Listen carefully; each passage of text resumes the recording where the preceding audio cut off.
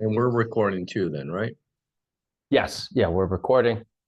We'll give it a few seconds for Yeah. a couple more people to get in. I see people hopping in now. Okay, there we go. Yeah.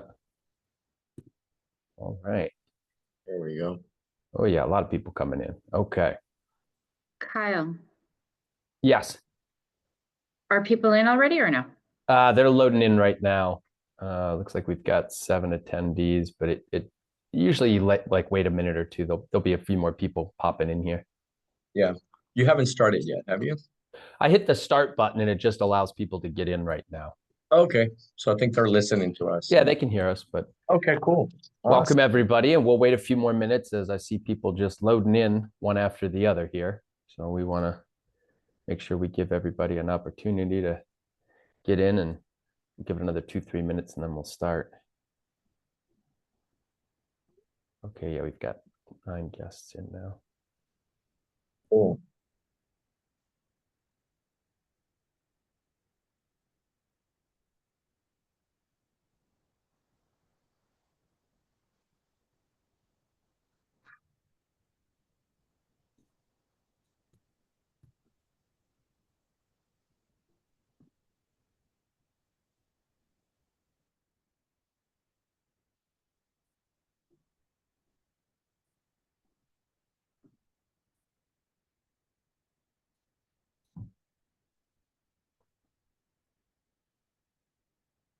Okay, let's see.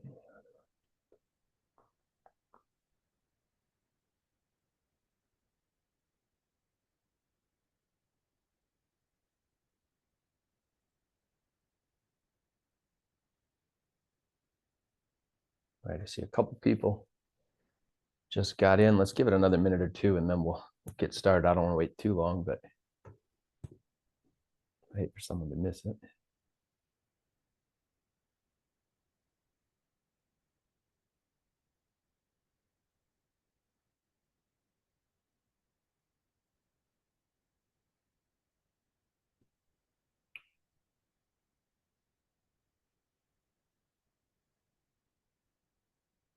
Okay, let's see.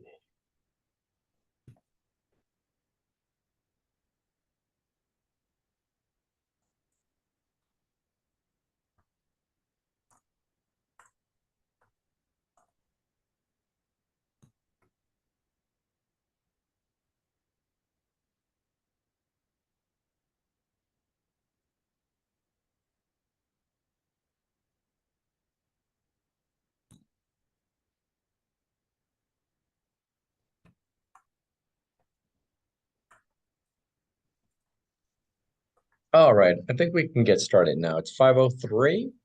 What do you think? Yeah, I Yeah, think so. yeah, I think so. Awesome.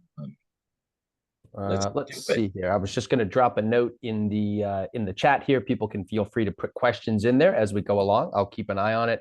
Sometimes people like to text as well, so I'm going to stick my my cell phone number in here. I've done this in the past, and feel free to just text questions directly to me, and I can read them out as we're going along. Some people that's easier for you, so I've got that all set up. Feel free to comment in the chat box or text me a message directly, and I can read it out loud as we're going through everything. All right, well, let's get started. As many of you may or may not know, my name is Kyle Glasgow. I'm the Director of Franchise Sales Operations here at the camp. I've been with the organization a little over almost 4.5 years now. In addition to that, I'm also a franchise owner, so a lot of this comes from firsthand experience, and I absolutely love the brand, very passionate about fitness, have been for 20 plus years, and am thrilled to be a brand new owner out in the Huntington Beach territory. And to anybody listening, you are always more than welcome to come out and visit me at my location. We would love to have you. Joining us on the call is none other than Luis and Alejandra Font, the two co-founders and owners of the camp. And yeah, take a second, introduce yourselves. We're so fortunate and lucky to have you on this call to help guide us through this webinar. That's very nice of you, Kyle. Thank you guys all for joining. We're excited to share about the opportunity of the camp. My name is Alejandra Font. Started the camp with my husband and a business partner about 15 years ago. And my husband is Luis Font. He's right there. There you go. Let's go. That's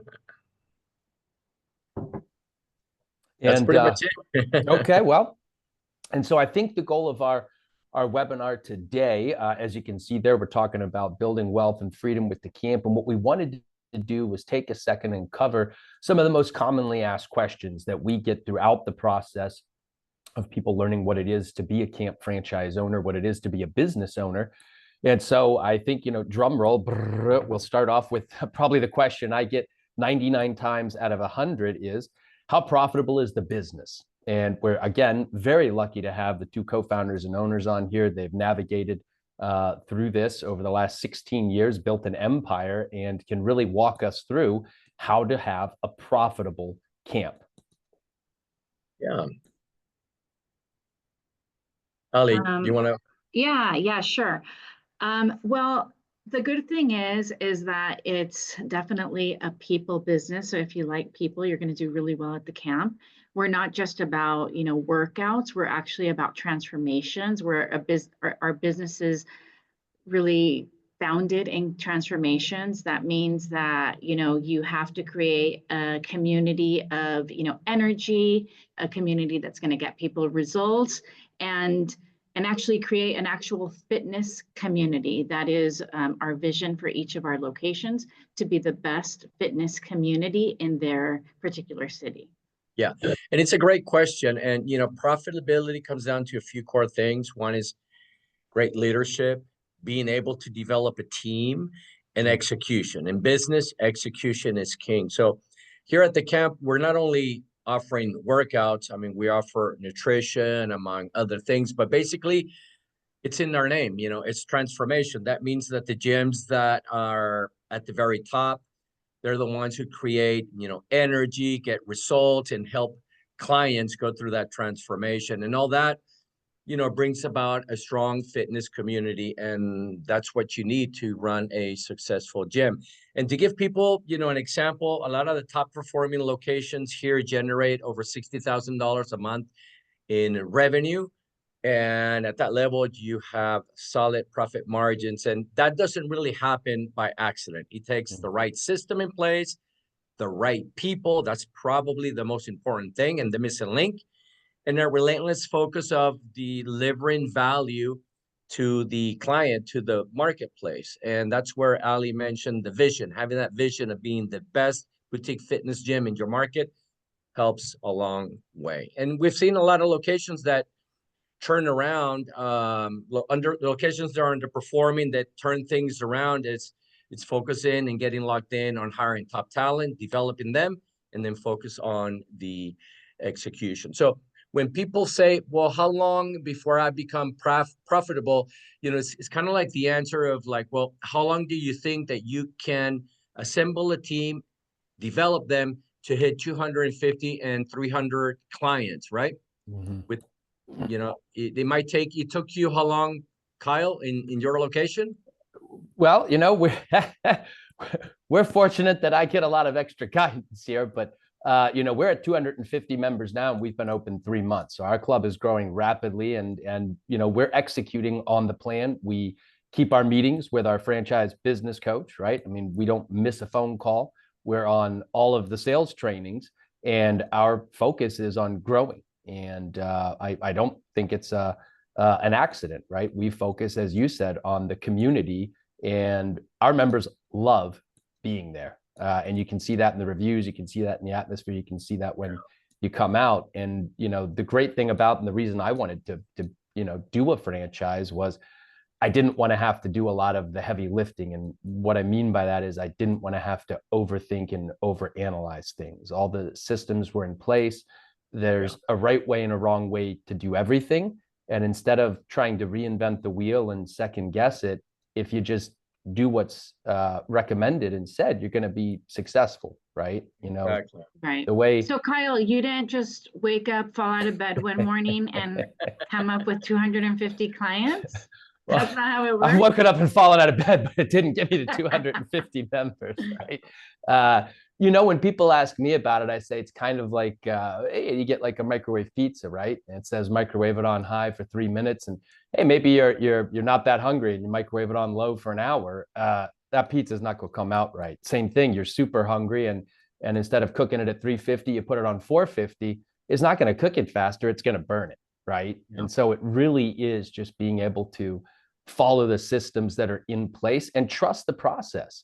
Trust that the people who have developed this over the last 16 years know what they're talking about. And you know, obviously we do, right? I mean, it wouldn't be around for 16 years if we didn't. And so, Awesome. you know, that's my opinion, right? And I think that you know, a question I get a lot of times that's kind of related to this is, what do you see a underperforming club? What do you see that they're doing wrong there? Because I think that's really related to this as well, right? You've got the top performers, right? Okay, obviously they're following the system. The underperforming clubs, is it as simple as they're not following the system, or what do you see the pitfalls that are holding them back? Yeah, it's a good question, and I think that, you know, it's not just about the product, correct? Fitness, Mm. or let's say perhaps coffee. It's also about the team, the people, right? And the execution. So it's like, who's serving the coffee? How well are they trained to serve the coffee, and how well they execute on the experience of selling that coffee. So it's the same Coffee, thing, guys, just so everyone an understands, analogy, we right? use that as an analogy. Right. Uh, So we have a saying here at the camp that fitness is just the product, but then also just as important is the human side of the business. And that Mhm. means our team members, because they're the ones who are basically taking care of the clients. Would you agree with that, Ali? 100%. Yeah, you Okay. have to have the right people in the right seats, and they don't come in perhaps being the right people, but it's up to you to coach them and develop them into that person that's going to perform well at your location. A location that is struggling, and we call it, maybe it has a cold, it's not very feeling very well. When we start analyzing and auditing and seeing what the problems are, it's usually the people and the execution. Absolutely. So they're not doing what they need to do. They're not doing those small things, right? Following up the phone calls, following up the leads that come in, setting the appointments, checking in on their members. And I've seen that firsthand, right? And it's making sure that we execute on all those small things that has led to us having great success. I mean, we're growing very, very rapidly. And we're very excited. You know, our next benchmark is 300 members, and we hope to hit that in the next 2 months. And so I think Amazing. that, you know, everybody can have that success in my opinion, but they need to, you know, trust the process and follow it as well. I have somebody Absolutely. here asking a question: how important is location to the success of a facility? Oh, for sure. For sure. Location is extremely important for the success of a business. And that, you know, we have systems in place to make sure that when we look for a location, we want to make sure that there is a market for fitness in that area, and then also the population density in that area, and then also, you know, the demographics. We're looking for a solid middle class. And when you talk about that, it's, you know, a large portion of the country, correct? Mm-hmm. Falls into that description. But basically is population density, if there's a fitness market there that can support it, and then the demographics, right? And then we do have, you know, softwares in place that can help us with that. But when you look at a map and then you see a Costco and you see a Walmart and you see schools nearby and you see, you know, other fitness centers around the area, generally speaking, you know that that's going to be a pretty decent market. Yeah, absolutely. And that's a very good point too that you make. You know, the camp has a full team committed to helping you vet out the market and secure space as well. So we're running the reports on the demographics, population densities, household incomes, all of those things that'll help us better understand if your market is right. And so if you have questions about that, again, you can connect with me directly, shoot me a text, we can schedule a follow-up call, because I think that's step one, right? Is making sure that the market you're thinking about makes sense for our business, our brand, right? That's a great question. I'm glad someone asked that. And I think Yeah. maybe there was a follow-up to that. No. Okay. You know, I think that was a great segue into understanding, because we are looking at a market and there is going to be other fitness companies there. I hesitate to call it competition. But what do you think separates or differentiates the camp from the other brands that are out there? Yeah, I think that's another great question, because there are so many different gyms right now in this space, right? So many different boutique studios. But what really sets us apart is that we're not just a regular gym. We made the change to put transformation in our name about 10 years ago, 10, 12 years ago. And that was a very intentional change. A lot of brands will sell you like access to a gym, access to equipment, access to classes, but we are really selling results, community, accountability. We focus tremendously on nutrition. That's something that a lot of the gyms out there won't even touch with a 10-foot pole.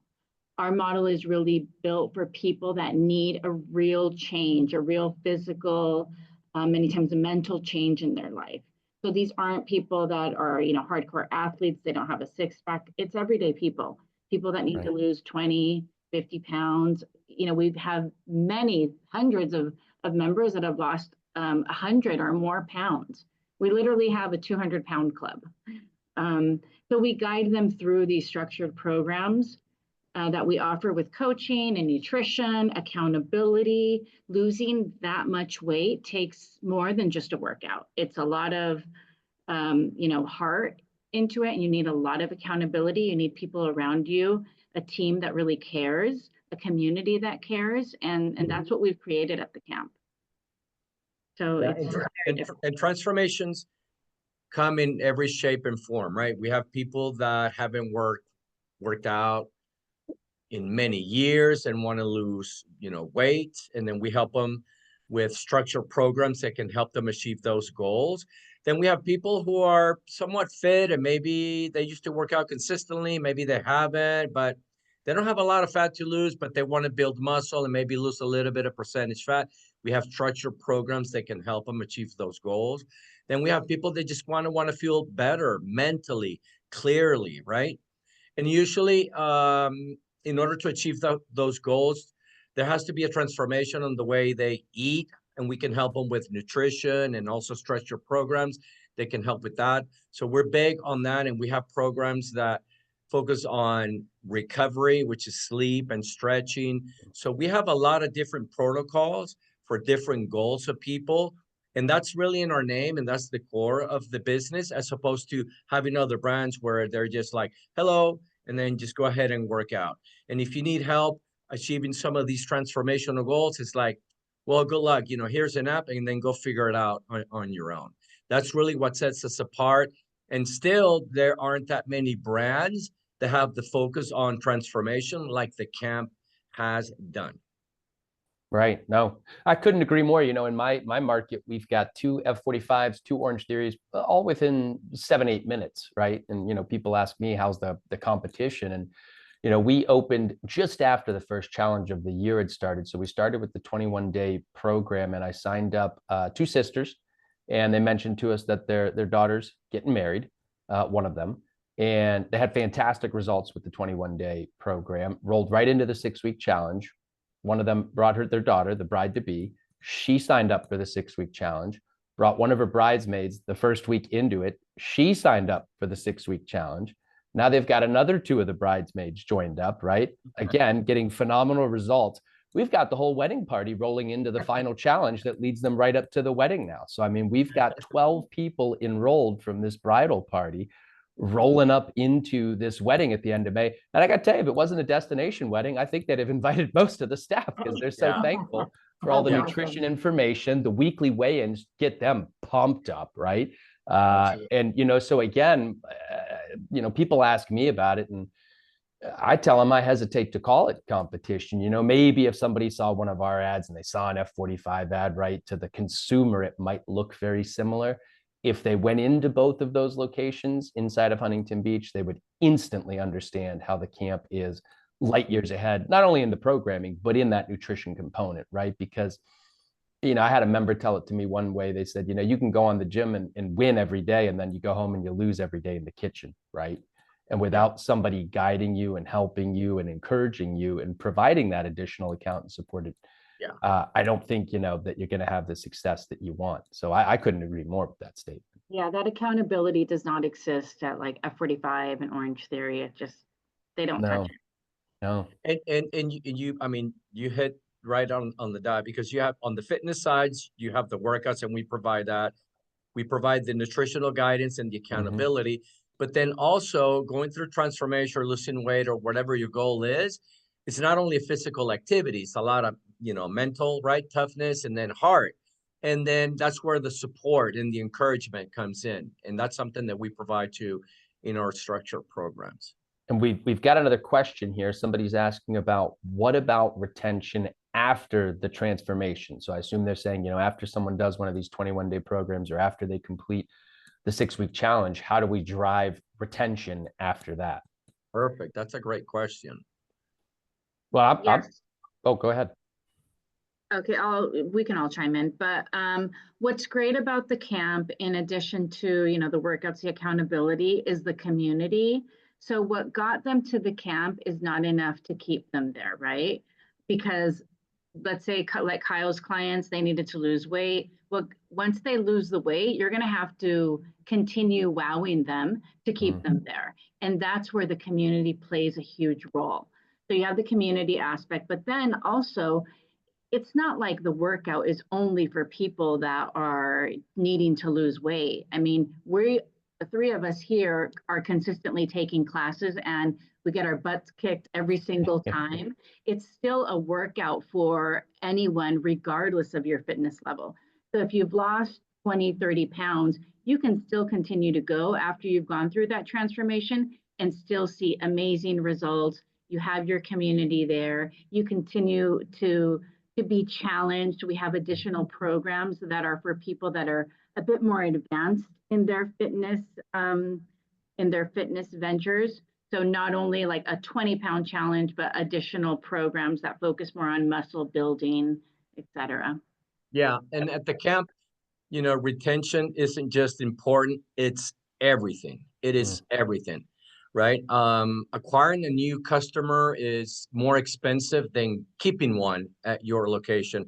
And the longer a client stays, the longer they become profitable, because they'll refer clients to you, they'll buy supplements, they'll refer their friends, they'll join challenges, and they'll become your biggest advocates. So retention levels is something that we track obsessively. Yes. Mm-hmm. It is an indication that a high attrition rate, that means, what the people that are leaving, it's a sign that you're not following the system and executing correctly at your location. Yeah. Some of the top camps have a 3% attrition rate when the industry is above 10%. It's not common for other brands and gyms and big box gyms to lose 10 to 12% of their clients per month. Yeah, and I was just, when you talk about retention and those upsells, I think we were looking at a report last week, correct me if I'm wrong, where some of the locations were upselling, right, existing members anywhere from 20 to 30, sometimes even 40% of them into additional incremental sales, which you really don't have the opportunity for inside of another fitness brand, because all they can offer is class. Whereas at the camp, as you said, yeah, we've got the supplements and retailing stuff, but we've got one-on-one personal training, elite training. You've got the 6-week challenge, 21-day program. Members can participate in those too, peak physique. And so we have a way for someone to really create kind of almost a fitness career path where they're constantly evolving, almost like they're in college, right? They just keep graduating up to the next thing. And that creates longevity in their fitness abilities too. Yeah, which I love. Yeah, and then we have a lifestyle program that is sustainable long term. You can live this way, and that's the Peak Physique program, where we're helping you achieve certain goals. But then it's more about a long term program, and it focuses on HIIT cardio maybe 3 times a week, and then strength training, lifting weights 2 to 3 times per week. We incorporate walking, stretching. We focus on sleep. And then also a meal plan that is sustainable. It's not like you're having a hard time. It's not overly aggressive. You get to eat carbs, you get to eat protein, healthy fats. And this is a program that you can do for 6 months. Oh, yeah. I think we've been doing it for ever since like 8 months ago, we started doing it, Luis. Yeah. And then Yeah. sure, you're going to have the weekend and you're going to Ongoing. have parties and you're going to have, your little cake and donuts every once in a while. But overall, 90% of the time, you're following this amazing program that gives a lot of great results. And I got a text message in, so I do want to make it clear. Yes, there is an additional charge when a member does one of those. So they're not only paying for membership, they are paying an additional cost to participate in those programs. So maybe that wasn't clear, but I got a text, and so I want to make sure we clarify that. Yes, there's an additional charge. Yeah, our teams are focused on hitting between 15 and 20% of their revenue should come from those upsells of different challenges and stuff. And that's not including like the supplement sales, but just on those programs, ideally you're hitting about 15%, 18, 20% of your total sales. For example, Chino has 60 clients that are members of the camp that pay on average $150 a month, perhaps 147. Let's round it up to 150. And those 40 clients also signed up for the elite program. They get 8 training sessions with the coach focused on strength training, and they each paid $167. So that generated an extra $6,600, almost $6,700 in additional income for the club.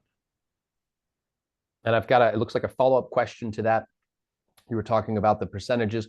What percentage of revenue will come from supplement sales? We like to keep ideally you want to focus on about 10%. Once you're not at the beginning, but once you're, operating and you're hitting about, 40-ish, $50,000, we'd like to see about 10% typically. Yeah. Outstanding. Last month, we got the reports coming in today for the month of March, and we got 2 company-owned locations that are at 13.5% of the supplement sales. Their supplement sales was about $7,000 in sales in March, and their revenues were in the $53,000. Mm-hmm. So that's a really good result in terms of supplement sales. Mm-hmm.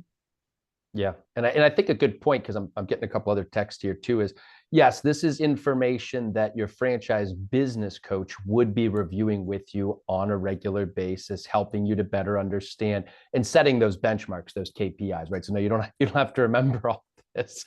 We'll be guiding you through that on a weekly basis, doing P&L reviews and all of those type things, right? That better help you understand if your club's headed toward profitability, and as we say, where some of those areas of opportunity might be to increase or drive sales and revenue. So these are great questions that are being texted in. And yes, we just want to make it clear that you do get additional guidance from us. And that person is not a third-party person. That is somebody who works here at the corporate office for the corporate team that has operational experience. So I want to make sure we're making that clear based on these texts I'm getting in. And then in addition to the group calls that we do, on a bi-weekly, sometimes they're weekly actually, because there's so much information. We get all the teams together, all locations, owners, and their admin team, and go through different processes and procedures that we are rolling out, new promotions that are coming out. So that's always reviewed well ahead of time so that you have a chance to digest the information and review it with your team. And so you're ready to execute at the time. And there's a correlation. We see a correlation with supplement sales and the team that you have in place. If the team, like for example, our locations, we focus on developing fitness professionals. A lot of our team members that we have are obsessed with working out, living that fitness and wellness lifestyles. They're taking supplements. And we tend to see that when we have a group like that in place, supplement sales tend to increase, as opposed to when we see that we have team members, and we do have some team members who are not working out consistently or do not work out at all, maybe are not in the best shape.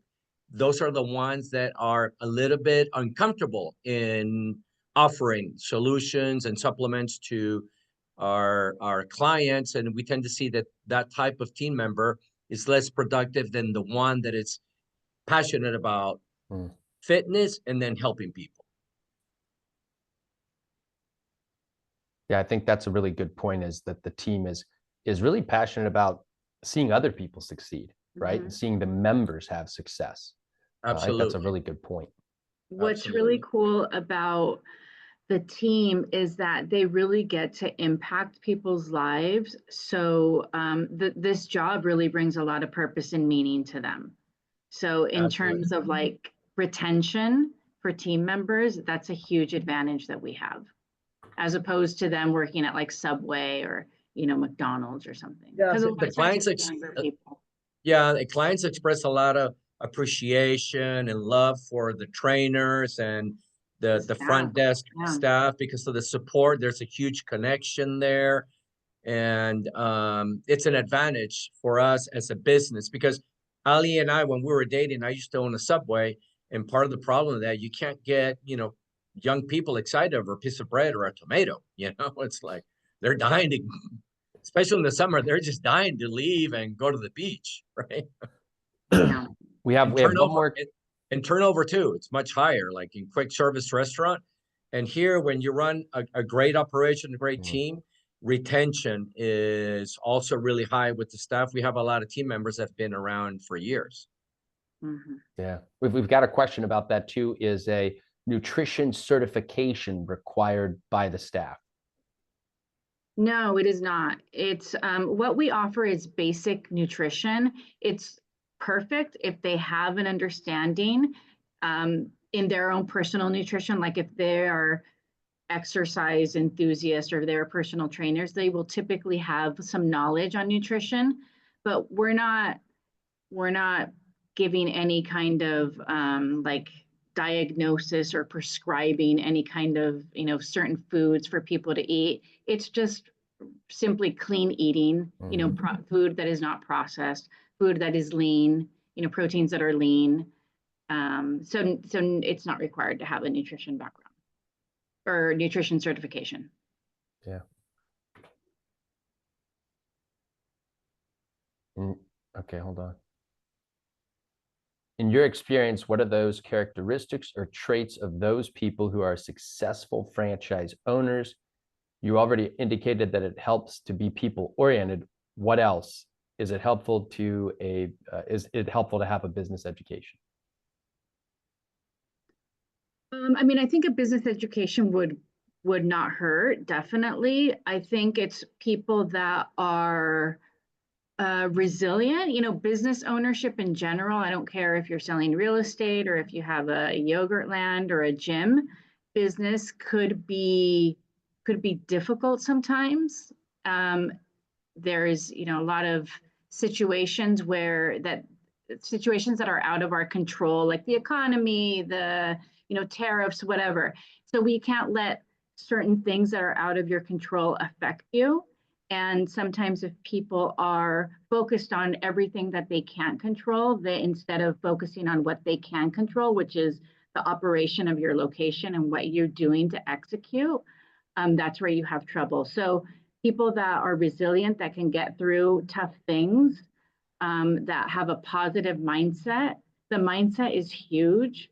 I think if you don't have a mindset of growth, opportunity, if you don't see possibilities, you're gonna have a hard time if you tend to see negativity and issues and challenges instead of opportunities.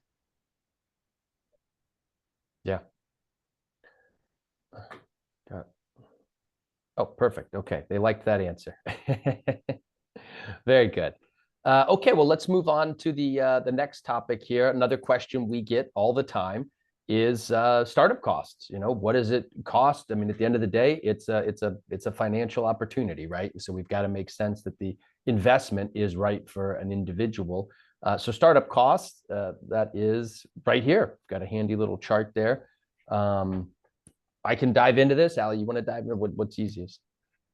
I can jump in. Okay. And help you. Okay, yeah, sure. Well, let's see. So typically we're looking for a location that's somewhere between 3.5 to 5,500 square feet. And so this is what we call an item 7. So it's an estimated range of investment to open the business. This is based on actual data, real data that we've collected from locations that have opened.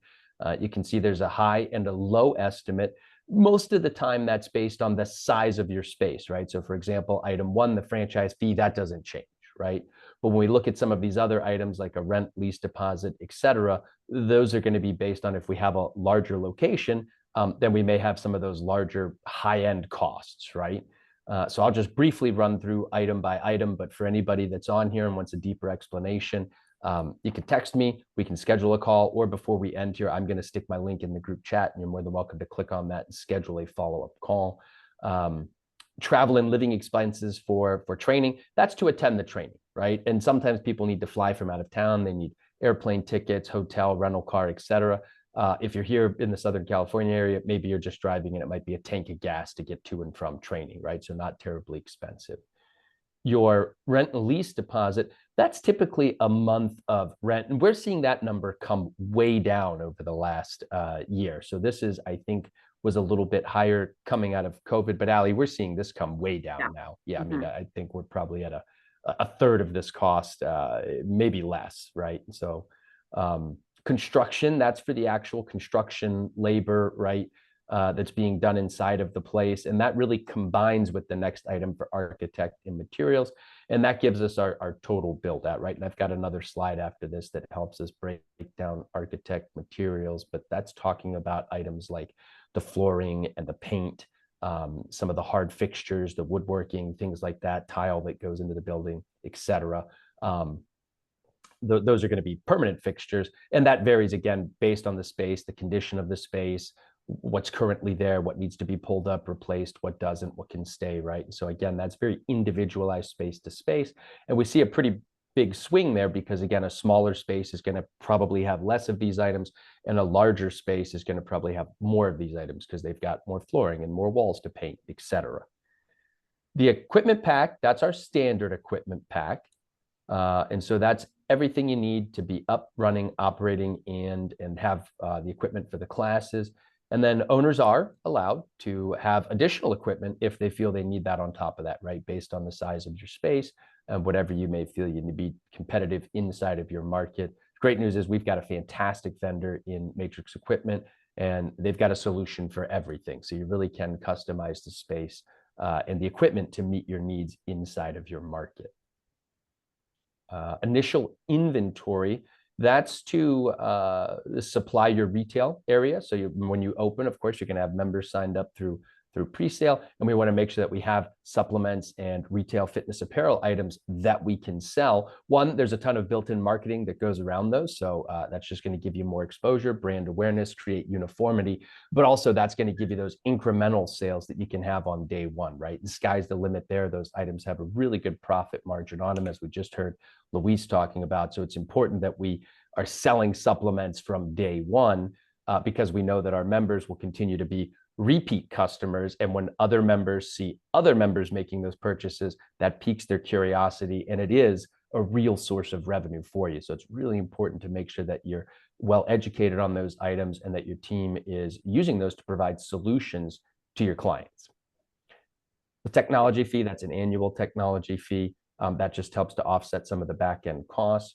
Grand opening marketing. Luis, did you want to talk a little bit about the marketing that we do through the grand opening, just so people can better understand that? Yeah. The grand opening marketing, I think it's a crucial component to your success. That means, what you do before you open your location. And the idea is for you to open up with 250 clients.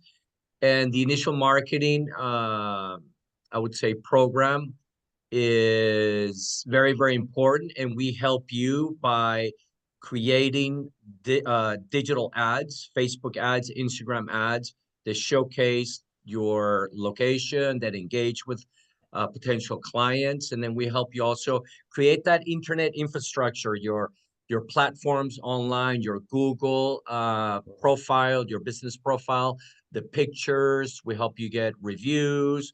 That's all very, very important because in today's market, people, before they engage with a brand or a business, they tend to research a lot of your platforms on the internet. So we help you with that. Yeah, very good. And this is going to, again, ensure that you have members when you open, which means there's revenue on day one, which is a huge plus, right?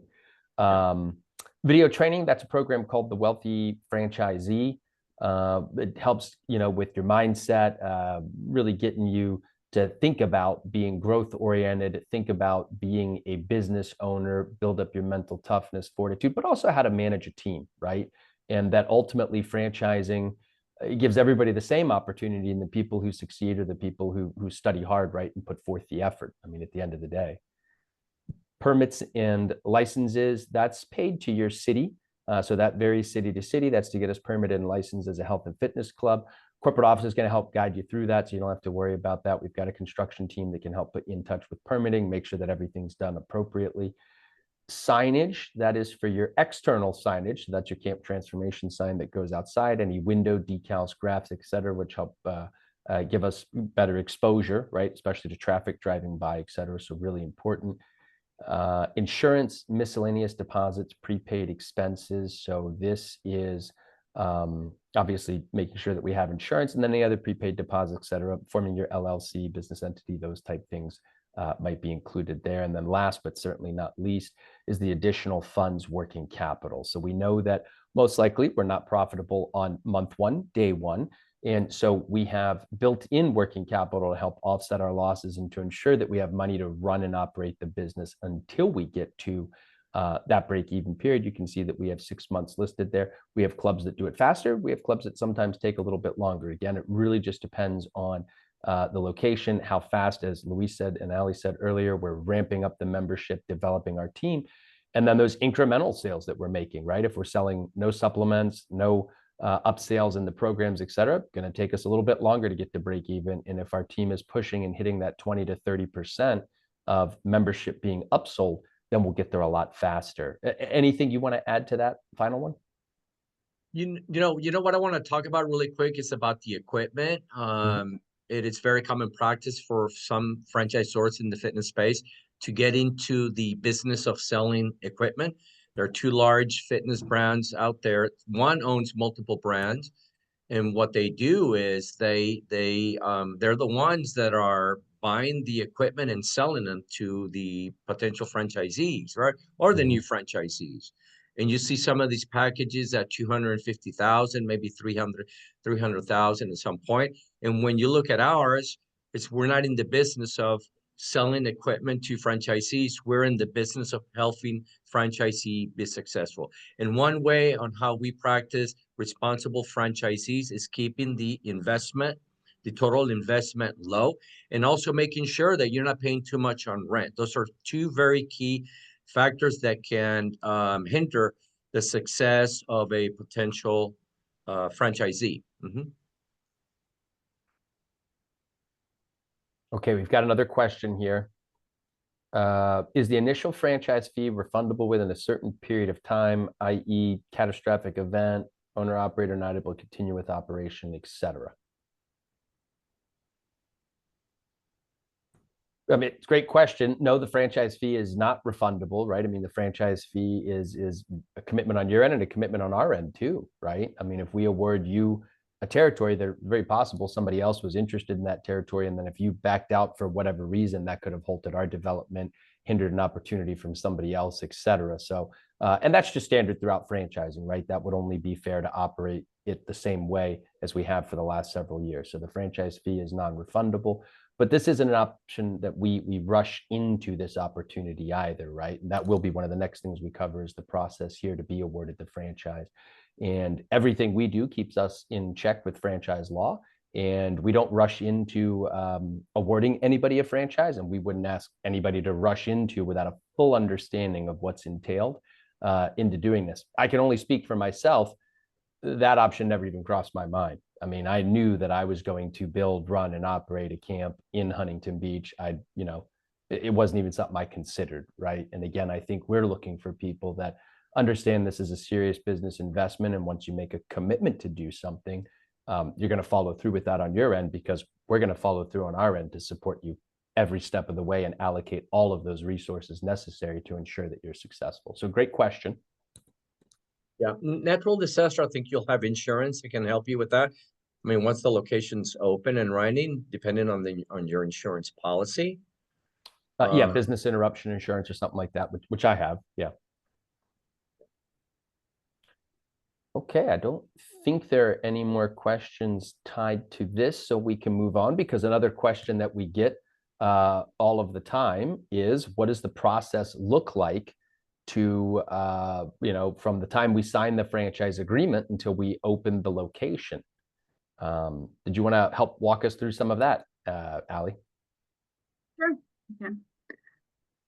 Okay, so franchise agreement signed, and then we do an onboarding with our team, just so you can understand the entire process in terms of looking for a location. And then once you do find your location, that pre-sale process. So we kind of give you a preview on during the onboarding.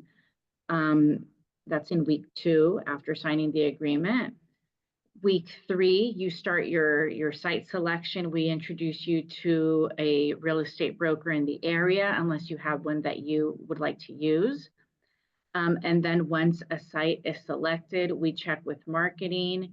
We, if we're able to, if we're close enough, we like to go and view the site. Otherwise, we're able to, look up demographic reports and have a good understanding of what the site is all about. Then we get into lease negotiations. We definitely recommend that you get a real estate attorney to review your lease. We also review it, but we prefer that you also have an attorney reviewing it as well. What we like to look for is the rent. We want to make sure that the rent makes sense for this type of business. We also want to make sure that the lease term is, at least 5 to 10 years, that you have an option to extend, that you have some free rent, hopefully, so that you could do your pre-sales and not have to start paying rent. So there's several items that we pay attention to and guide you through. Then you go through the permitting process, and we have a real estate team that works with you throughout this whole process. And then you finalize your funding and the build out begins. And that's the fun part and stressful. Yeah. Then once you're closer to opening, you go to franchise training, and that's here at our HQ in Chino Hills. And that's where you get to, you really get into it. You really start understanding everything that it takes to run a camp. You're here with us for about 2 weeks, and it's a great time. Typically, it's done with other locations that are close to opening as well. Again, construction begins, and the franchise training is kind of going on as construction begins. And then marketing begins, and that's really where you're putting to use everything that you learned at the franchise training. That's where your pre-sales start. We are adamant about going going basically all in on your pre-sales, meaning, whether it's you working the pre-sales full time or having at least 1 or 2 people working pre-sales. That means, a full-time job, 40 hours a week for the 12 to 14 weeks before you open. The locations that do this, the owners that do this, have the best openings. They open with, a solid amount of members, and they hit the ground running. They open with a ton of momentum. The locations, the owners that don't put much effort into it, whatever effort they put into it, they get out of it. So if you're going to put in a couple hours a week, you're not going to get the number of members that you need in order to open. So you're going to be dragging out your opening. Then we start, we get the members that we need. We go into grand opening. We offer additional training. We send someone out to your location a few days before opening and then during the week of opening, so that you don't feel like you're, even though you've learned all this stuff, it's a lot, obviously, in the beginning. So we have someone there kind of hand holding you through the process, you and your team through the process. Yeah. And to reiterate what Ali said, pre-sale, again, I can only always speak from what I did, but we had 4 people working pre-sale, right? And we had a strong pre-sale and we did really well. And the final month we had 5 people working the pre-sale, right? Because we had so many leads coming in from the ads. We wanted to be able to keep up with everybody, book appointments, see them in person, tour the facility as we got to the later stages of construction, et cetera, peek through the windows and whatnot. And so again, I think the more resources you allocate to that, the better you're going to do. And then we've got a couple of questions here. What stages? Well, I think we answered that one. What stage is pre-sales grand opening? Is this before the franchise fee and or signing the lease? So this development timeline, I think, laid that out really well, right? So we would sign the franchise agreement, you would pay the franchise fee, then we would sign the lease, and then we would roll into the construction, the pre-sale, etc. So I think that did a good job of answering that. Next question we have here is, how do we hire trainers? So I think that's a good one, and that is one that I get a lot. Yeah, so we do actually offer support in that sense. At the franchise training in month 6, the very top line item that you see there, we do offer training on that aspect. Although we know that you're not necessarily, trainers, we give you the guidance, but at the training, but there's also additional support that we offer on an ongoing basis in terms of like trainers, finding the right trainer, what makes a good camp trainer. So that's offered. And then we also have our director of programming, who is basically, he and his assistant are responsible for helping our partners throughout that process in terms of like trainers and training the trainers. Not that you also have to take on the responsibility, obviously, because it's your business, but we help guide you through that process. Yeah, and you can place job ads, absolutely, Right. and then also organic content. Like we help you with the graphics of the job opportunity, and we help you posting them on your Facebook and your Instagram account. So that tends to help also as well. And then once you hire, 1 or 2 trainers, usually sometimes they bring in some of their trainer friends as well, especially if they're happy with their job, they'll start referring friends also. Yeah. And again, I can only speak from my opportunity, but we used Indeed, ZipRecruiter, and then we put flyers up on the for all positions, to be candid, on our Instagram. I hired the entire staff in 9 days. So it wasn't terribly complex or hard or difficult. It was very fast. A lot of people were very interested in being part of what we were doing. Mm-hmm. Okay, we've got a few more questions. Okay, I'm having a hard time closing on leads for pre-sales since they don't know what they're signing up for. Any tips? So I guess tips on how to get better sales during pre-sales is what they're asking. And It's important for you, the person that's doing the pre-sales, to really have the ability to paint the vision of what they're signing up for. There's definitely a ton of videos that we can offer you guys so you could show your prospective members, but a well-trained person that really understands the programs, it should be able to, to get to the signups that they're slated to, which is 150 before opening. So yeah, it's just a matter of really training either yourself or the person that's doing the pre-sales, or the people that are doing the pre-sales, training exactly on all the programs, the pricing, being able to offer that support and being a person that the client or prospective client could trust. yeah, so that's, once you have the lead and you're trying to get them to sign up, you're moving away from the lead acquisition process into the sales process, right? And then that's where a lot of the sales training that we offer help you with that. So if somebody came in through the 21-day program, we start by asking questions and trying to listen to them and see where the pain points are. Oh, so Kyle, you signed up. You're interested in the 21-day program. Let me ask you, what are you interested in? What made you sign up? Let me go ahead and try to find out, right? Mm-hmm. Yeah. And then he's going to answer, right, with his issues and his problems. And it's about finding out what the problems that the potential client has and being able to offer an appropriate solution. Because he might have signed up for the 21-day, but then he might need a longer program like the 6-week challenge. So it's just a way how you can navigate all that. But if you ask the right questions, the prospect will tell you what basically you need to tell them to get them to sign up.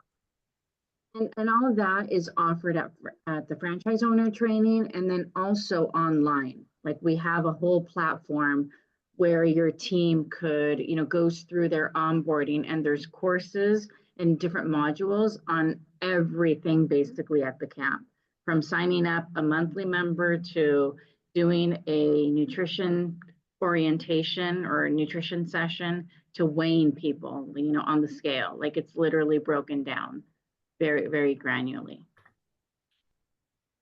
Yeah. Mm-hmm. Yeah, I think that covered. Okay, we've got another one here too. In order to improve yes, that one. Okay, they liked that answer. Very good. In order to improve an owner's chances of success, in your experience, is it less risky to take over an already existing location, even if it's struggling a bit, versus opening a brand new location, or does it not make a difference since it's all about a new franchise owner's mindset and efforts?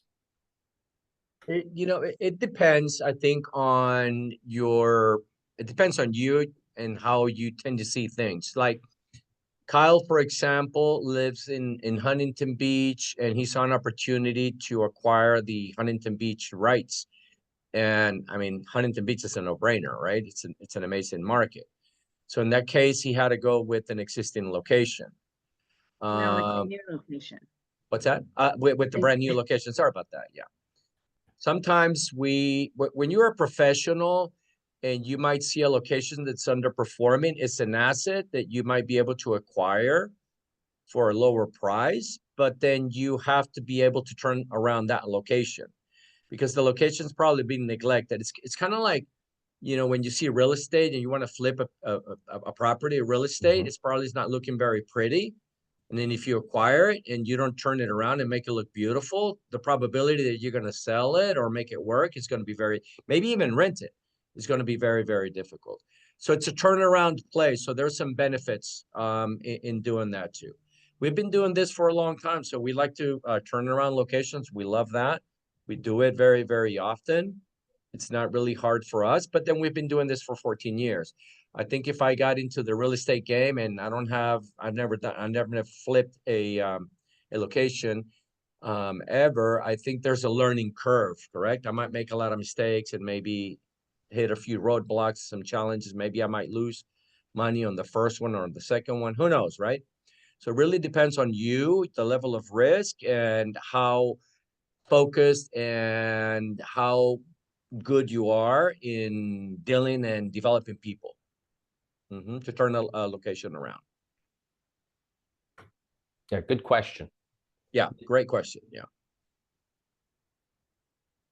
Okay. And if there are more questions, please feel free to text or drop them in the group chat. I think the last thing we wanted to cover today, another question that we get all the time, is what's the process to be awarded a franchise? And again, it's not terribly complicated, but it's not a process that we rush into either, right? And so the first step is obviously to do a little bit of research, what you're doing right now. That's fantastic. The second step is to book a call with me, right? We want to dig a little bit more into what your expectations as an owner are, what your goals as an owner are, and make sure that you, at the end of the day, understand the investment opportunity if it's right for you. That's usually a 20 to maybe 30-minute phone call. If that makes sense, then the next step is to send you the official franchise application. You would fill that out and send that back to us. That helps us to better understand the ability to get you funding, the ability to get a landlord to agree to move forward with a lease, et cetera, and allows us to see some other items that will help us determine if this opportunity is right for you. You would also indicate on that application what market you're interested in. Again, as we spoke about that before, we'll run a little bit of background reports on that, look at population density, et cetera, and make sure that's a market that makes sense for us. If everything looks good there, then the next step would be to walk you through what we call the operations, right? And so it's a kind of a deeper dive into the day-to-day operations. We do that through Zoom. It's usually a 45-minute PowerPoint presentation, and I would walk you through our expectations of operations, the support that we provide for you, right? And so it's a business overview call, again, maybe 45 minutes to an hour, depending on the number of questions that you have. After that, we dive into the more technical side of it, and that is reviewing the FDD, the Franchise Disclosure Document. We are required by law to share that with you, and you're required to have that for a minimum of 14 days prior to being formally offered any type of franchise agreement. So we would give you a copy of the document, and then we would help you review that to make sure that you understand what you can do as a franchise owner, what you can't do as a franchise owner, and what you're legally required to do as a franchise owner. The flip side of that is we'll help you understand what we can and can't do as a franchisor and what we're legally required to do to assist you and support you through the development of your location, the startup process, and ongoing support that we will be providing to you. If all of that goes well, makes sense, and you feel good about the opportunity, then we would have you connect with our operations team.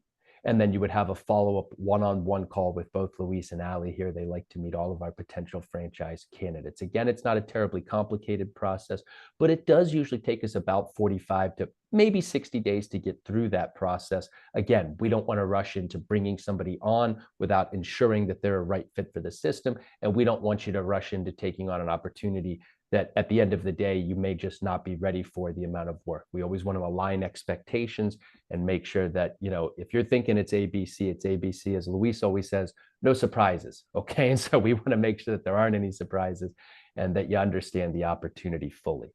Again, if you have any questions, you can drop them here in the chat. We're kind of almost reached our hour limit here. And I am going to drop a link in there for those who are on the call here and interested in booking a follow-up call. Additionally, for anybody that wasn't able to attend, this is being recorded. So for everybody here on the call, you're going to get a copy of the recording. And for everybody that's listening now that wasn't able to attend, we've sent you a copy of this recording. And if you do have any follow-up questions, you'll be able to email directly back to me as it'll be coming through my email, and we can schedule a follow-up call that way. So if you're not attending this call live, feel free to email back and we can schedule a time for a follow-up. And if you are on the call right now live, I've just put a link in the chat box. You can click on that and schedule a follow-up call. And if there are any final questions, we'll take them now. And, you know, on the final note, yes, the recording. Somebody asked one more question. Hold on. Yes, the recording will be available. We will be emailing that out again to everybody tomorrow. So it won't be right this second, but we did record this call and we will be sending it out to everybody tomorrow morning. And then I believe Luis had one final message for us. Yeah, our final message is that one of the cool things about dealing with the camp is that the founders are in the trenches along with our partners. We own and operate 4 locations. We have amazing teams running these locations. Every single one of them, it's a badass to execute at a very high level. 3 locations are in the top 10 in March, and 1 is in the top 15. And when you look at other franchise stores out there, whether it's fitness or any other industry, it is not very common for the founders to be operating their own locations. We love what we do. We love doing it. There are training centers also for our potential, for our new franchise partners, they come in. And also, I think all the people in our training and support, I would say 99% of them have experience working in our locations. And we're talking as a manager, an assistant manager, and they have years experience in operational execution. So I just wanted also to regional manager. And I'll add that, I mean, the tenure is like literally 10 years, 8 years, 9 years, 7 years. I mean, that's how long our team members have been with us. The ones at HQ that would be supporting you. The people that are training and supporting you have done the job, and that makes a huge difference when it comes to training and support. Yeah. Absolutely. Well, if there are no final questions, I think we're going to go ahead and sign off. We really appreciate everybody joining us today. I can't wait. We can't wait for your grand opening either. What a great comment. We're on board. Okay. Well, thank you everybody so much for your time today. Again, we'll be sending a copy of the recording out tomorrow. And if you're listening to this virtually, you can simply reply to the email and we can schedule a follow-up time. Everybody have a wonderful evening. Luis and Ali, thank you so much for your time today. Thank you guys for joining us tonight. Bye-bye.